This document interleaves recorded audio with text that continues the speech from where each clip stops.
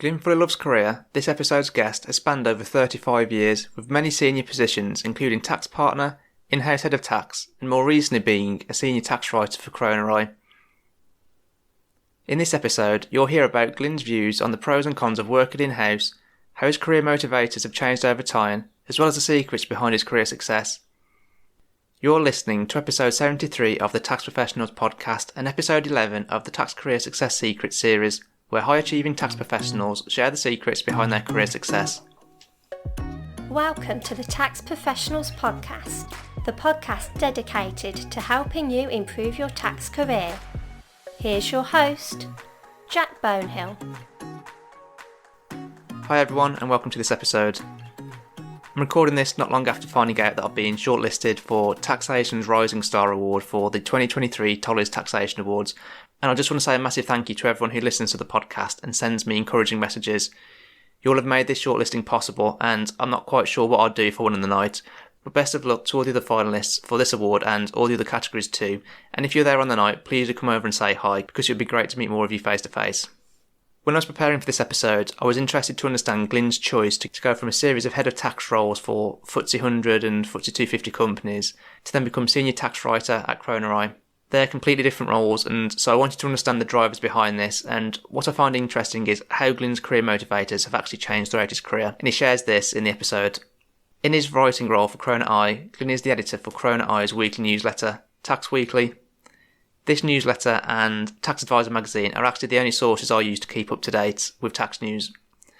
And you, as a listener to the podcast, can get free access to this by heading on over to thetaxprofessionalspodcast.com/Croner-I. And actually also, as a listener and subscriber to the podcast, you can actually get discounts off their paid products too. Don't worry about forgetting this link, because as long as you remember the link to the show notes for this episode, thetaxprofessionalspodcast.com/TTPP73, that's all that matters, because all the links mentioned throughout this episode are included in the show notes at thetaxprofessionalspodcast.com/TTPP73. I've seen that a lot of in-house tax people tend to also have responsibility for pensions as well as tax, Glyn being one of them, and so I took the opportunity to ask him how that happened and what the pensions element of the role entailed, and as it turns out, a lot of the skills he developed through working in tax were transferable to the pension side too. Glyn has also been a tax partner and is a past CIOT president, and he seems to have the desire to make the tax landscape fair, stopping large corporates from getting tax advantages that the average person would not, and that seemed to be a large part of his time as CIOT president. As is always the case with Tax Career Success Secrets episodes, I asked Glyn to share a powerful piece of career advice he received, as well as what advice he would give to his younger self. For rough timings of each section of this episode, head on over to the details section within the episode within your podcast player of choice, or head on over to thetaxprofessionalspodcast.com/TTPP73. I'm sure you will take away new insight and information into what a long-standing and successful tax career will look like from listening to this episode. I'm a believer that we are responsible for our own tax career progression and development, but that we should also have the resources available to us to do this. And I look for gaps in available resources out there so that I can help to fill those. And this week I've spent time designing the modules for the next masterclass I'll be delivering soon to fill in another one of these gaps, the Tax Advice Masterclass, which has been designed to teach you and other tax professionals how to provide commercial, valuable and actionable tax advice that clients actually want, turning you into a desirable advisor. I'm actually looking for about 5 people who would like to help shape the Tax Advice Masterclass. So please do message me if you'd like to do this, either on LinkedIn or by sending me an email at jack@thetaxprofessionalspodcast.com. If you'd like to be notified of the dates of the next masterclasses, you can register your interest by heading on over to thetaxprofessionalspodcast.com/training for tax professionals. This is all in words, there's no numbers in that. So thetaxprofessionalspodcast.com/training for tax professionals. So that would include being notified of future tax research masterclass dates and also tax advice masterclass dates once that's created. If, like me, you're interested in knowing what you're worth in terms of salary, then get in touch with James from the tax recruitment company to benchmark what you're currently on. From his interaction with many different businesses and tax professionals, he has current knowledge of salary rates based on experience and specialism. Speaking with James could help you to negotiate a pay rise or determine it's time to find a new role.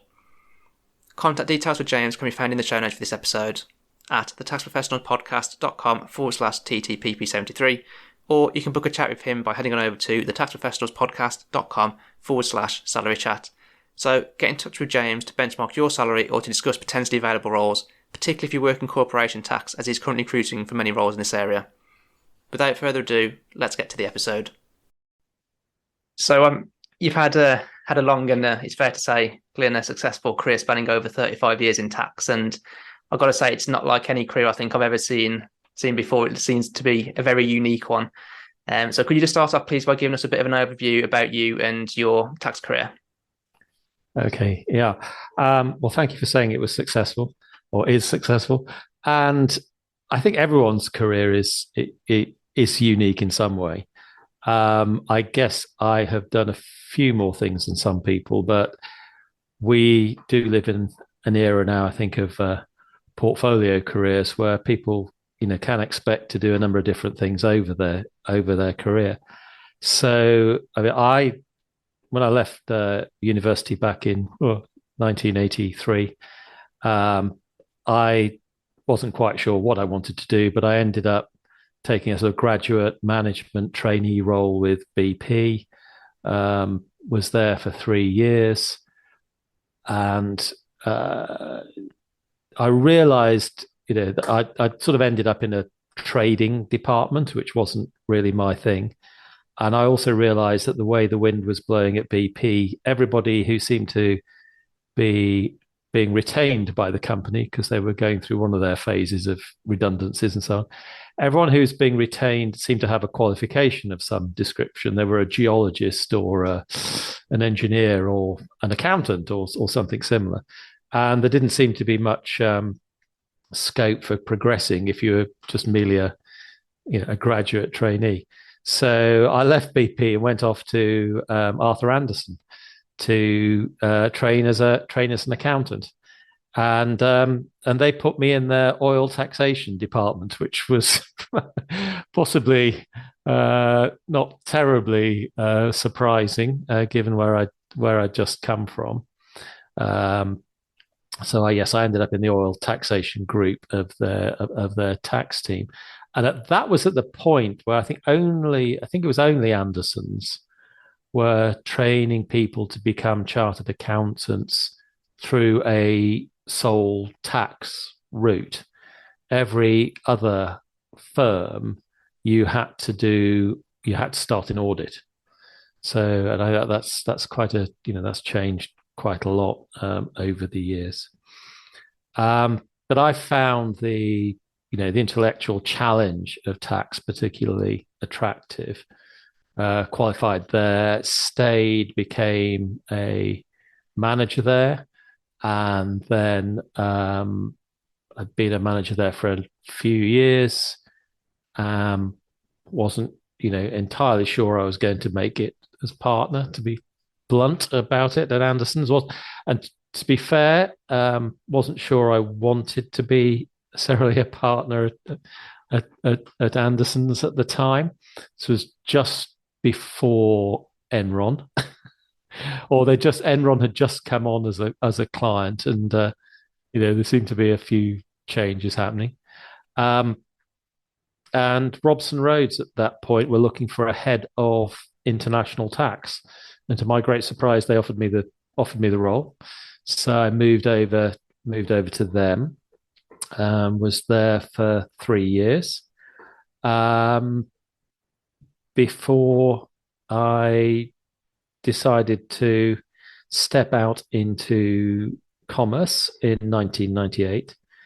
And I spent 20 years then working in commerce, mainly as a head of tax for UK headquartered groups, all quoted on either FTSE 250 or FTSE 100, or sometimes FTSE 250 and sometimes FTSE 100, depending on the company.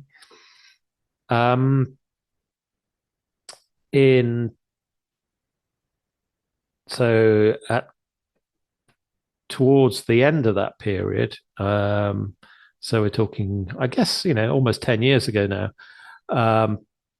I was becoming more and more involved with the Chartered Institute of Tax, and someone tapped me on the shoulder and suggested that perhaps I should think about being president at some point.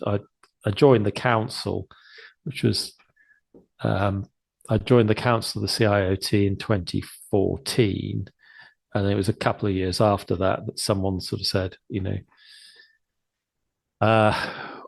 yeah, perhaps you should think about being president. So I sort of went away and talked to my employers at the time, who were Informa, and they were sort of happy for me to go on the route. But to be fair to them, I said, look,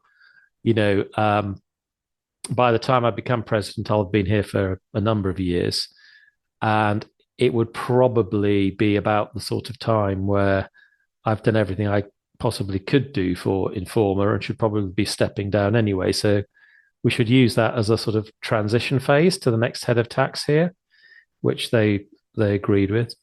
And then in the event, they merged with UBM, and a sort of readily available head of tax came on board. So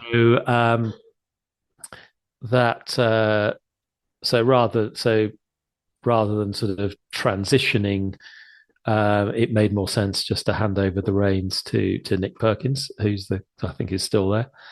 And I left Informa in 2018, and was at that point the deputy president of the Institute, and spent the next couple of years basically pretty much exclusively on Institute affairs.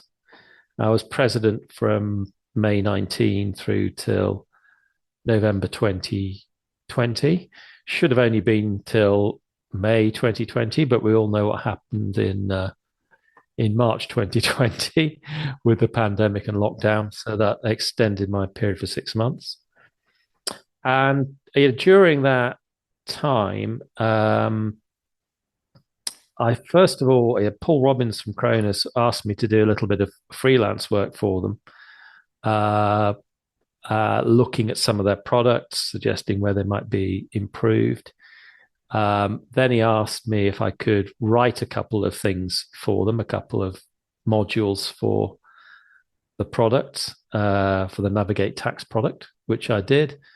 And then at the point when I should have been stepping down, he suggested I join them as an employee, so on a sort of permanent basis, but on a permanent part-time basis. And I'd enjoyed doing the writing, and decided that was a good next move. I think, by this time, the pandemic had made us all think a little bit about what we wanted to do in life.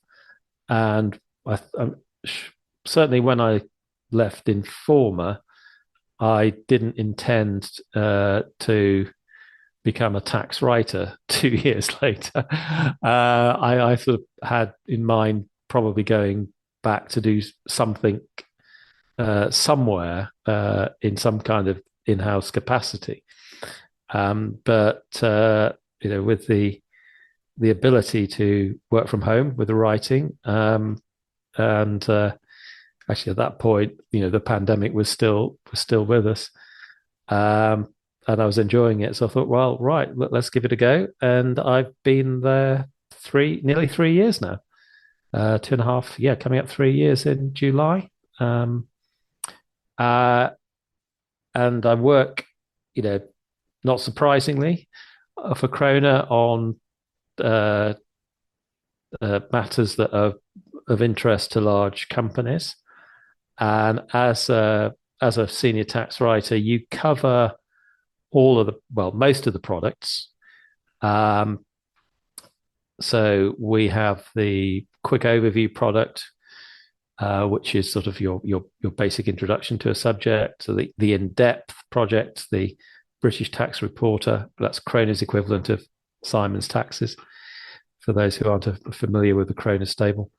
And we have training products, Tax Insight and Tax Essentials. And we have the magazine, Tax Weekly. And as a writer, you contribute to all of those products. And we have the Navigate Tax product, which is where I first got into Croner, which is sort of more transactionally and thematically based than sort of traditional commentary based. So, my remit is basically to produce content across that entire product range, but I'm also editor-in-chief of the weekly digital magazine, Tax Weekly, which really means I get out and find writers or encourage people to write for the magazine and look for developing trends, developing themes that we need to cover. All of the real editing, but the real hard work is done by other members of the team. I just have sort of a bit of a fun role there, sort of trying to, find new people to write and new things for us to write about. Yeah. So obviously, as I think you probably you kind of alluded to a little bit there, at least anyway, like moving from in-house head of tax roles to a writing role is definitely not like a natural progression in terms of like going there. Is it? I wouldn't say many people do that. So you mentioned a few reasons, I suppose, why I did that. Working from home seemed to be one of them. Mm-hmm. What else kind of drew you to go into the writing role then, rather than go and take another head of tax role and almost like see that maybe through until retirement or something similar? I mean, I guess it was it was one of those sort of pandemic decisions where I realized that I was quite enjoying having more freedom. Although I was doing a lot of work for the Institute and the freelance writing, I still had a reasonable amount of spare time to do what I liked with, which I enjoyed. And it was one of those, I guess,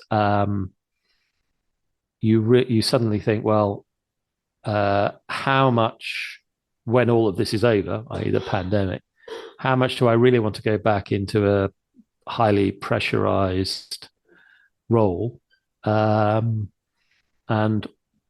how much do I want to sort of still have some time to pursue other interests, which could be tax related, or could be,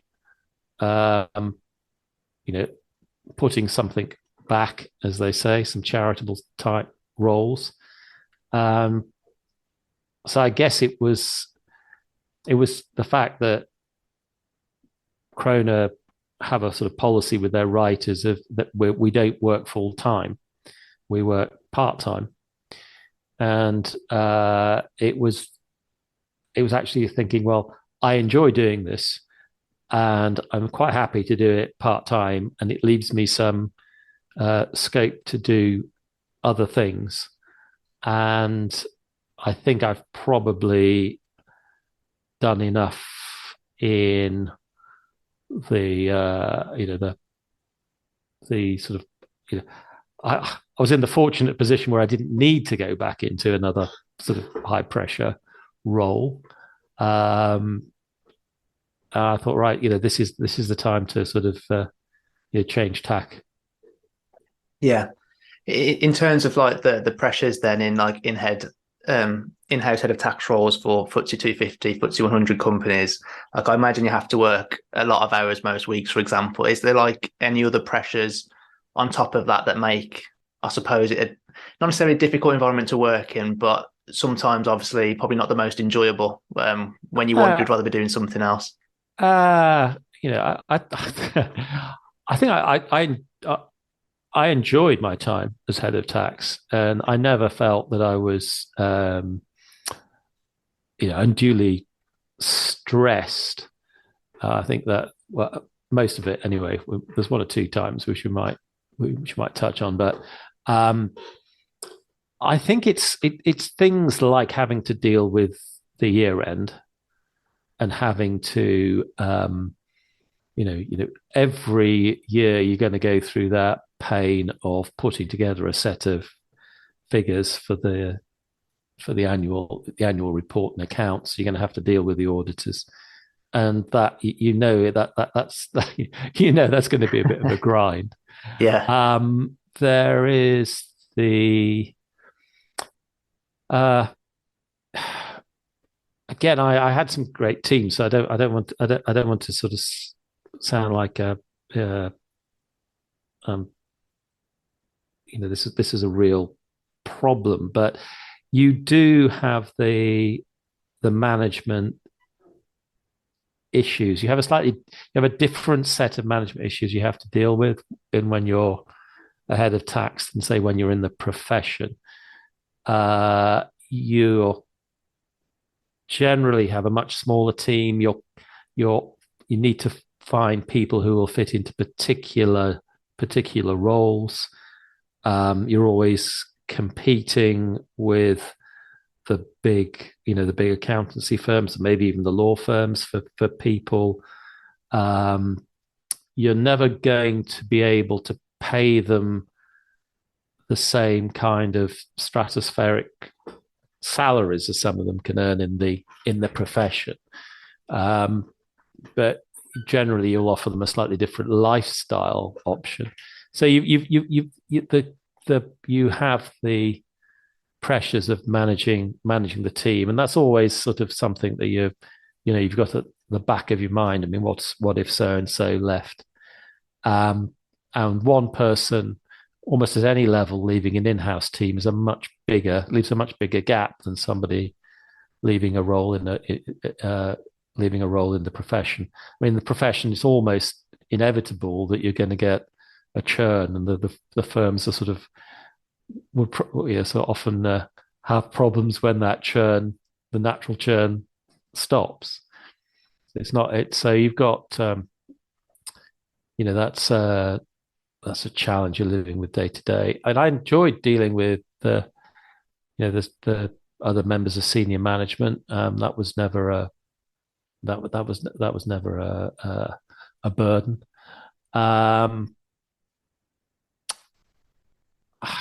Dealing with advisors is also sort of can be a challenge, especially. I used to say that it didn't matter how long the advisor had been advising a company. Somebody who worked there full time for a week, or maybe that's a little bit too short, but someone who worked there full time for a month would have a better understanding of the internal workings and the politics of the company, and probably a better understanding of its commercial goals than the advisor would have. However close you think you are as an advisor, you can never actually have the same understanding of what's going on and what's needed as somebody in house. That's definitely one of the most difficult things I think about being an external advisor, is because, as you say, you'll never get that close. You'll never have that deep understanding as someone would have if they worked in-house for that team. I mean, it depends how brave you're feeling, Glyn, but like, what would you say are some of the challenges of working with external advisors then from like an in-house perspective? What I learned, I think when you're in-house, you know how important and where in the scheme of things, tax fits into that company. And when you're an advisor, you naturally think that tax is probably the most, it's the most important thing on your radar, and you think it's probably the most important thing for the person you're talking to in house and for their boss or whatever it is. The reality is the tax is generally people in the vast majority of people in the company really don't want to think about tax. They just want it to be dealt with. So you in-house are sort of trying to ensure that the tax is dealt with, ensure that all of the information that's needed for the tax to be dealt with is available, knowing that it's not the number one priority of anybody outside of your department. The number one, if you're dealing with the commercial head of a business, his number one priority is going to be the profitability of that business pre-tax. It's going to be sales, and then it's going to be costs. And actually, tax is he would regard as your problem, not his. So, and I think it's really hard for an advisor to understand that.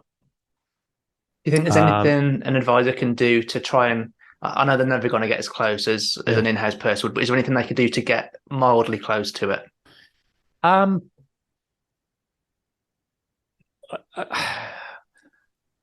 think it really depends whether if there is an in-house tax team. I think the outside advisors are there to fill in the gaps that the in-house tax team can't do, and those gaps can be quite quite large. I mean, with some in-house tax teams, they're very compliance orientated, and the company may have, this is probably more true at a sort of lower level of the 250, going down to small quoted and private, medium-sized private type companies. You there may have someone who's a tax manager who's mainly doing the compliance, but the tax planning will be done by the advisors. So they've got to they're filling in that gap. I think they have got to just ensure that they've got the best possible relationship with the across the company, and make sure they ask the right questions to the right people. And also, if there is somebody, if there is somebody in house, even if it's fairly low down, make sure that they, they don't ignore them. And I think the biggest mistake an advisor might make is think, oh well, I've got to talk to the CFO to get all of this sorted, not realizing that CFO's probably got a million and one things to do. However well you know them, there's probably certain elements of the information flow that they're going to be delegating anyway, and you may as well talk to the people who it's delegated to see where it's coming from, and how it's filtering up through the system, and where it might have been distorted along the way. Yeah, that makes sense. And I think if you've got a large in-house tax team, then you are pretty much there as an advisor on specific projects, and get as close to that project as you can, but don't think that will give you a massive insight into everything else that's going on in the company. Yeah, it's almost be humble enough to know that you don't know everything about that business, and always be willing to be inquisitive and try and find out more to understand better. Yeah. That makes sense. You did become a partner at one firm though, didn't you? After Robson Rhodes, yeah. Yeah, and that was before you moved into your first in-house role, wasn't it? Yeah, it was. Right, yeah.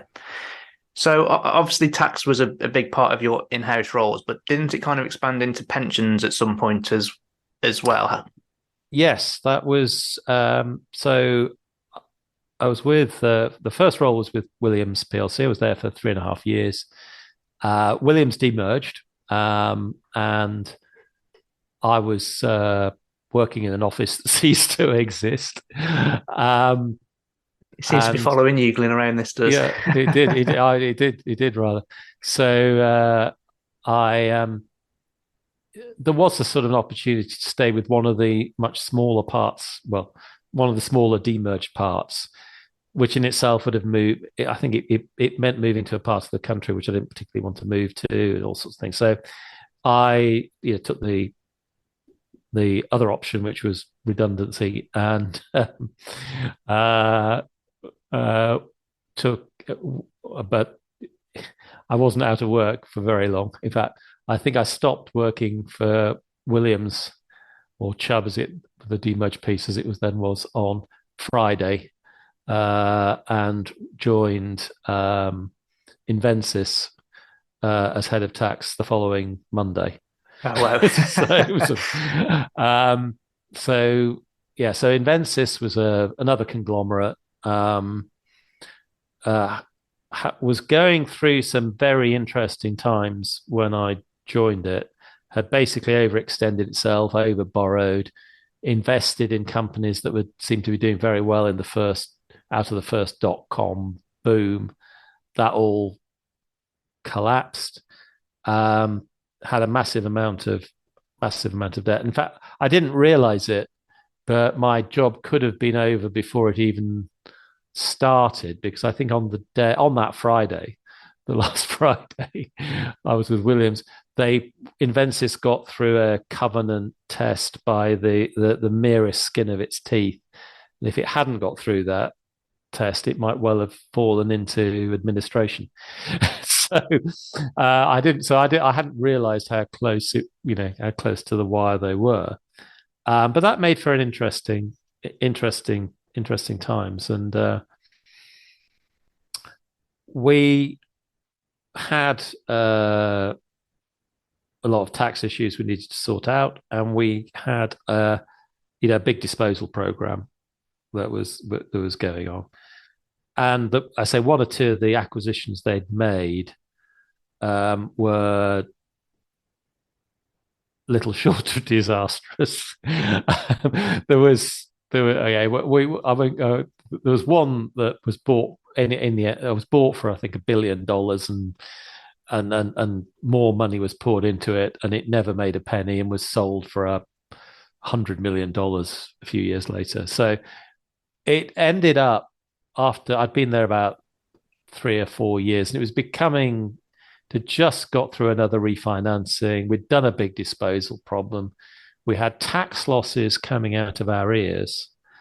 And so the tax roll, there were still a number of historical issues, some of them pretty big, that needed sorting out. But the day-to-day tax roll was actually relatively routine at that point. And I guess my boss said, "Well, you need to apply your talents to some of our other problems. Here we've got an issue with the pension plan. Go away and find out about it, and let me know what you think." That's not quite what he said, but it was sort of along those lines. And what it actually turned out was that there was a £1 billion deficit in the pension fund at the time, and the trustees of the pension scheme were naturally a little bit worried about this, and wanted the company to do something about it. And it was fairly obvious a deal had to be done with the trustees. Otherwise, there was a risk that at some point they would take the view that they were going to pull the plug effectively. I mean, which is a massive step for a pension scheme trustees to take, because it generally doesn't work out particularly well. But it could have been better than the company going bust and leaving them with no recourse in the worst case situation. So there was something to be done there, and it was really something I don't think had ever really been done before. So because traditionally pension schemes had been in surplus in the UK, and it was a whole series of accounting changes and the Iraq war, which had crashed the stock market, which had put a lot of schemes into deficit. And Inventis had a bigger deficit than most. And it was sort of it was a case of sort of working from the company's perspective in terms of sort of trying to find out what deal could be done with the trustees. Yeah, no, that makes sense. Just a reminder to benchmark your salary, find out what you're worth, or to discuss available tax roles, get in contact with James at the Tax Recruitment Company. His contact details can be found in the show notes for this episode at thetaxprofessionalspodcast.com/TTPP73, or you can book a chat with him by heading on over to thetaxprofessionalspodcast.com/salary chat. So obviously over like the course of your career, I'm sure you've had like lots of different things that have motivated you, and it's probably changed over time. Like, how would you say it has changed for you personally? I think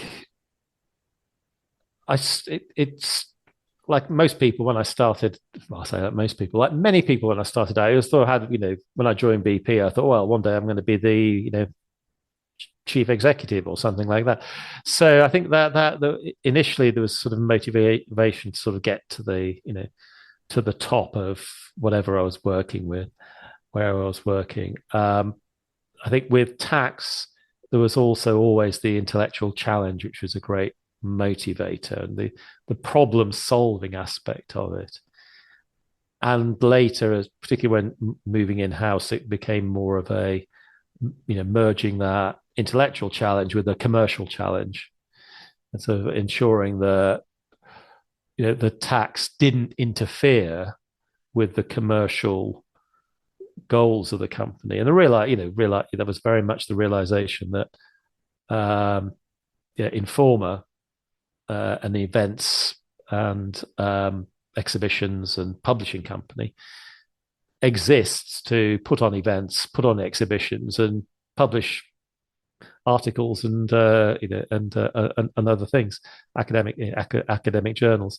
It's not a vehicle for tax planning. So it's very much being able to ensure that whatever you're doing in tax, that it is in line with and ensuring that the company's real goals aren't challenged and aren't hampered by tax considerations. And I think that also led more and more to sort of thinking about tax policy and what tax is really there. Why do we pay taxes, and who should pay taxes, and why do companies pay taxes, and what sort of taxes that companies should pay. And that was the motivation for getting more involved with the Chartered Institute of Tax. A lot of the time I was at Informa was during the BEPS project, the Base Erosion and Profit Shifting project. I was doing work for the Chartered Institute of Tax on, we were looking at all of the proposals coming out of the OECD and what did they mean. And I think, the institute being a charitable body and having to work for the public good, there was a realization actually that what a lot of things that companies were doing, which were not even avoidance. I mean, you could go to a tax authority and get a sign off for a hybrid instrument scheme, and the other tax authority in the other country would also merrily sign it off. Or you could get clearances, or you could get rulings, everything you could do. You could say, look, this is entirely consistent with the tax laws and the spirit of the law, in as far as you can determine it in each country, because every tax authority in each country signed off on this. But what it was still giving you was a huge tax advantage, which wasn't available to the normal person in the street, or even a domestic company. And so the unfairness of that is clear. You can't sort of say, we've got you can't sort of say to citizens of a democracy, you've got to pay your taxes, but at the same time, we're going to allow large multinational companies effectively to, not pay their taxes through a whole series of tax breaks that we've constructed deliberately, or in some cases accidentally, in the international tax system. So that it had to change, and so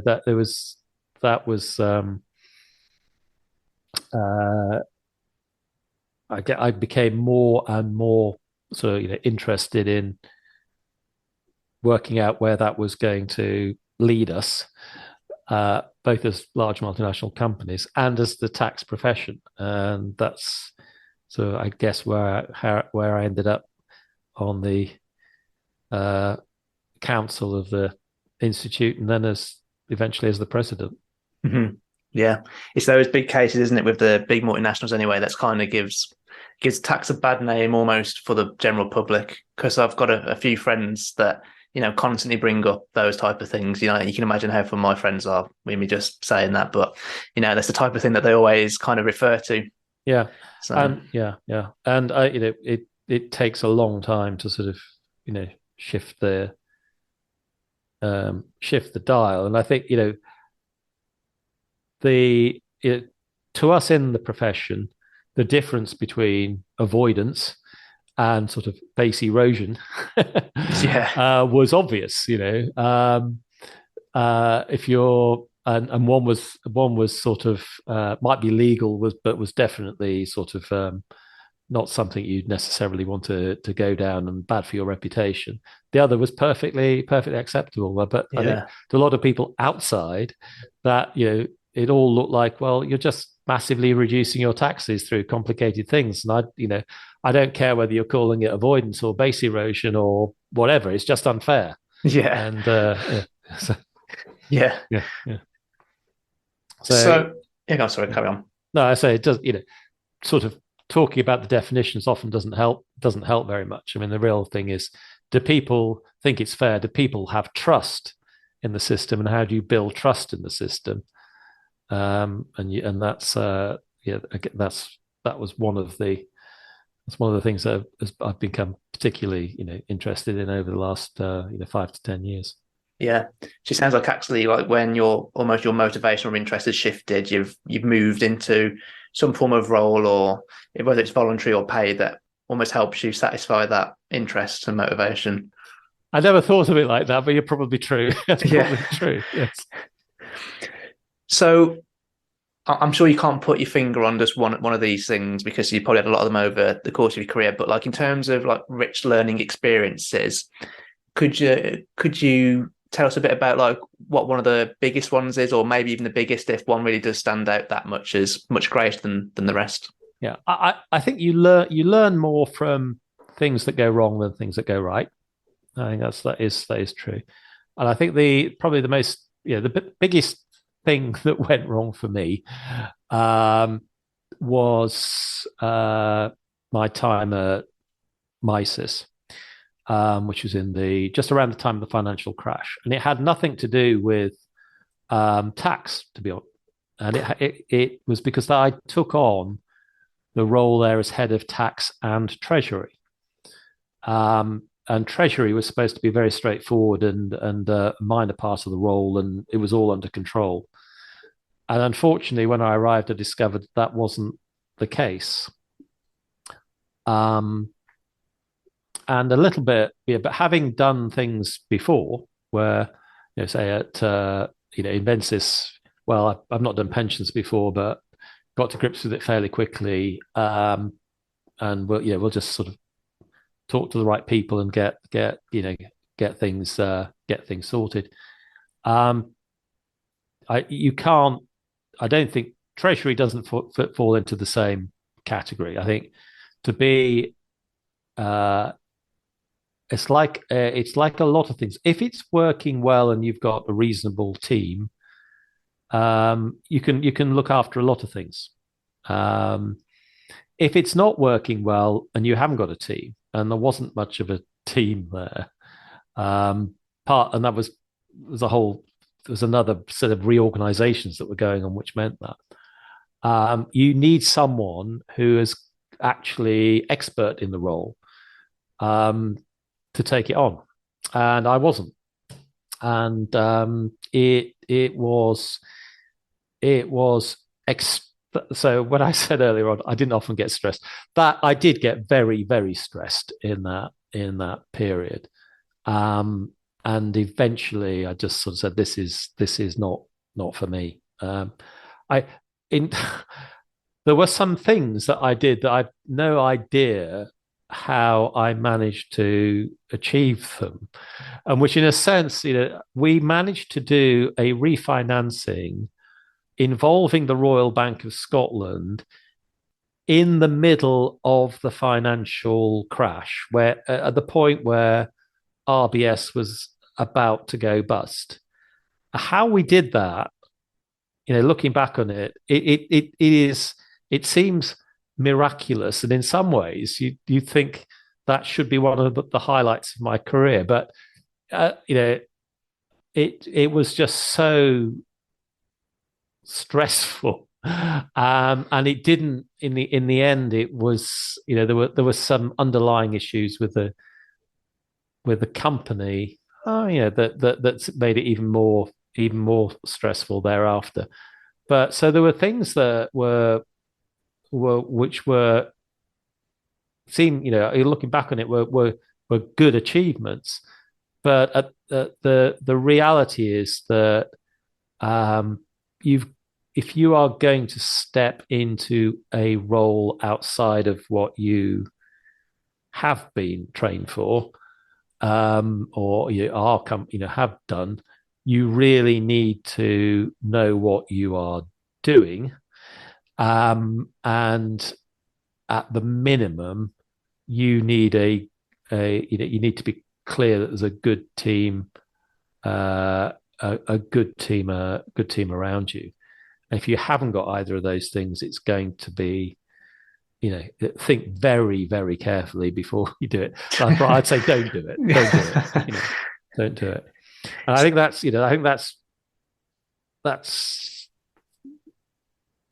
the main, the biggest sort of learning experience I had. I think especially so in the context of talking about people wanting to move out of tax. Be very clear what you are taking on if you are moving out of tax, and make sure that you are prepared, and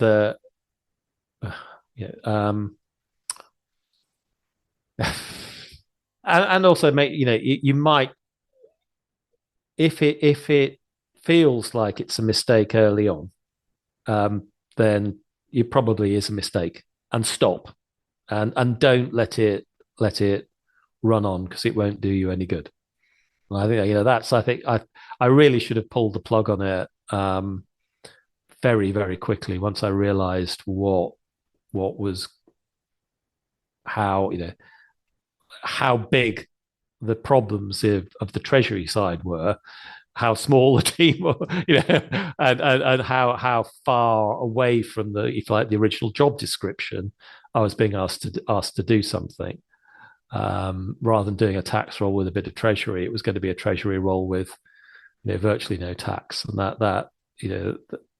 and with we're seeing some of the problems that were there. I should have just sort of say, right, no, cut it. So shouldn't be afraid to admit it's not for you, and walk away early. Yeah. I'm sure you did learn a lot from that then. Anyway, it sounds like you've got quite a few different things in that. I know me being myself, I almost have this thing like, if I've started doing something, then I need to continue down that track for like a bit of time to almost like make it worthwhile.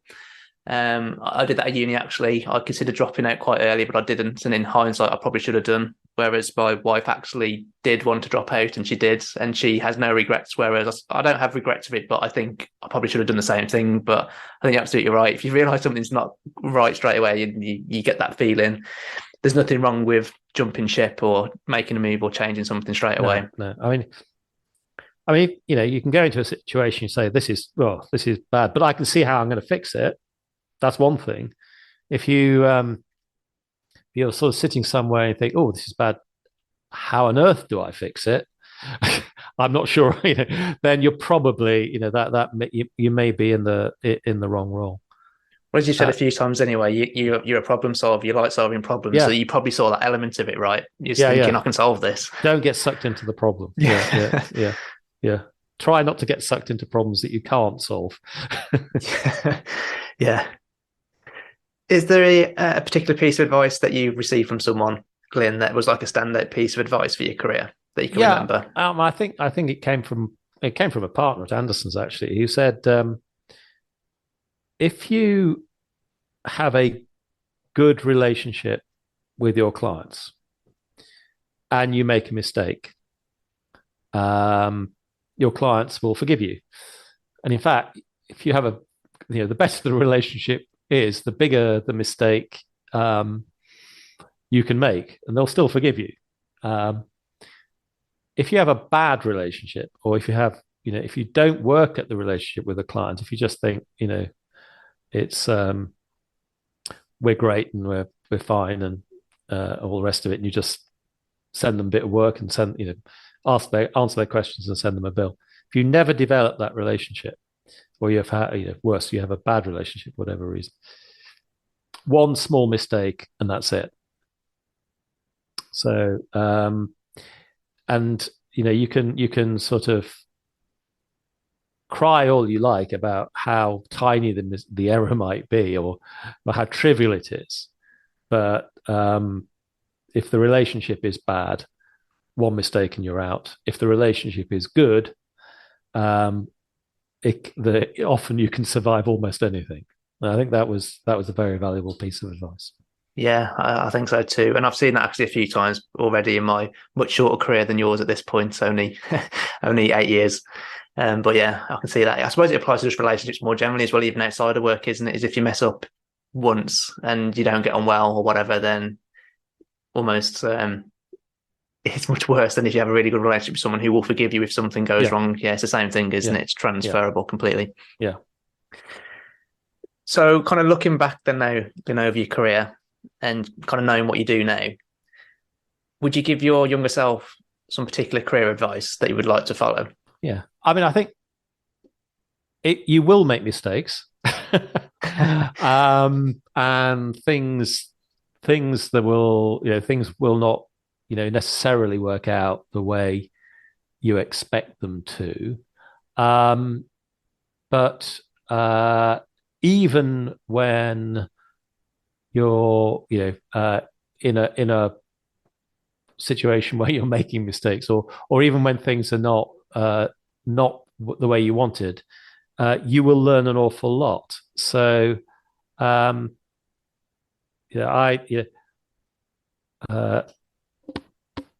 I think, looking back on say at the time at Robson Rhodes, it was a sort of difficult time for that particular partnership, because it was a mid-sized partnership and didn't really know which way to go. And there were a number of us who were pulling it in one direction, a number of pulling it in another direction. And, it didn't do, had a couple of not particularly brilliant financial years and stuff. And in the end, it's one of the reasons, to be blunt, one of the reasons I left. But, looking back on it now, it was still, I have no regrets about going there. No regrets about, being a partner and sort of taking on all that entails. And we did do some great work there. And I look back on some of the deals we did and some of the advice we gave, and think that actually was foundational in a lot of the work I did in-house later. So there was, at one level, you might say, well, that was a bit of a career misstep. I could have done something different after Anderson's. Perhaps I should have gone into commerce earlier. I don't know. It might, in one sense, you could say it was a mistake. But on the other hand, I got an awful lot out of that in a professional learning sense. did things there that I would have had the opportunity to do at a large firm, and never would have done if I'd gone straight in house. So yeah, you'll make mistakes, but don't get hung up on them. And as I was saying, and we've already covered, make sure if you are going to sort of do something a bit different, you know what you know what you're going to do. Yeah. I agree anyway about embracing mistakes, but it's funny, isn't it? Because I think it's much easier for me to think of times where I've made a mistake, and because you got those feelings that are associated with making a mistake when you've messed up isn't good. So I think it's much easier to remember a mistake than it is a time where you've done something really well. And I think just the very fact that you remember it means that you reflect on it more and take more away from it. Yeah. And I think the other thing I would say is, whenever you're in a sort of management type role, build your team carefully. Make sure you've got the right people in the right places. You may have to take some tough decisions sometimes and sort of say to people, this isn't working out. But in a team that works well is so much more productive than necessarily a team that seems to, on paper, has got a load of highly qualified superstars, but just can't function together. And it's, I mean, you see that all of the time in the sporting arena, don't you? But it's really true in business as well. Get your team right, and life is so much easier. So what's next then for you then, Glyn, with Croner and stuff? Where do you want to kind of take that? What's your objectives and things you want to achieve in it? Well, I think with Croner, it's a lot of the stuff I work on. It's very specialized. It's not looked at by very many people. But I want to make some of these more complicated areas of tax as accessible to anyone who has to work on them as it's possible to get. And so that wherever, and this I often have in my mind sort of the in-house tax team rather than someone at PwC who can wander down the corridor and ask anyone else around about questions. Someone who's in an in-house tax role who hasn't got that opportunity.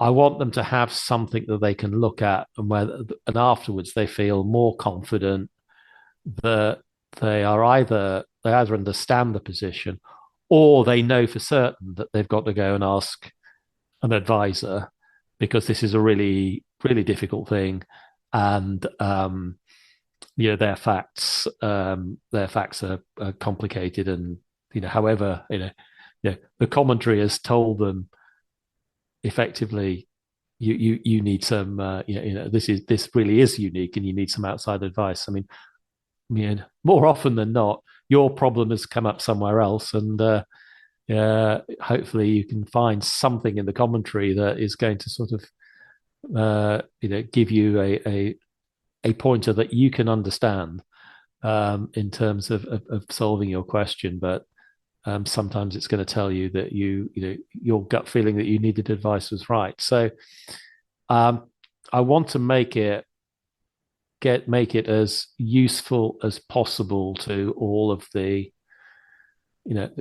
our customers out there, particularly those in-house. Is it any particular of the products that you do this, you're going to do this on then? Because I know in-depth, for example, I use in-depth a lot. That's the one I always go to, because as an employment tax person for a professional firm, I need the detail. So I go legislation, in-depth, HMRC guidance usually, unless it's really complicated, then case law comes into it too. Which areas of the product is it that you want to really make as simple as possible for people to use? It's not a case of making it sometimes as simple as possible. In-depth, inevitably, as the name suggests, is never going to be the simplest product. So you should be going to in depth if you have got something that's a little bit more complicated. So you're always going to find that a more you're going to have to be more engaged with in depth than you are with quick overview, for example. But the idea from my perspective, I think I look at, if you've been asked to look at some financial instrument and work out whether the accounting is right, and whether the tax is right, you might look at start with our Navigate tax product, which has got a module on accounting for financial instruments, which I wrote. And the idea there is to make sure that you as a tax person can look at something and understand what the accounting staff, the finance staff are telling you, the accounting people are telling you, and make sure that you've got to grips with that. If you then think, oh well, this fits into a particular type of transaction, and I need to sort of think about this more deeply, then you'd go in depth, and at that point you'd expect something that's, I hope, is still accessible and doesn't use a load of jargon and isn't complicated to read and hasn't got a massive amount of in the way it's set out. It's not distracting, so you can read it, and then you can then hopefully sort of work out whether you have got a problem or an issue or not, and whether you need to research it further. And we've even got some more specialist products, or you may at that point say, I've got to go to an advisor. So it's getting the product right for the level of query that you're dealing with, and being able to find your way to the right product as well. So there's we've got various navigational things. If you ever use the quick links thing on our site, that's a good sort of that's sort of intended to sort of try and navigate you to the right product in the first place, and then you can sort of rather than sort of trying to answer a simple question by going to in depth. Yeah, to be fair, I'm guilty of doing that. And also I think we want to sort of, I want Tax Weekly to become increasingly more established and well known and well read amongst the tax community. Mm-hmm. And as a sort of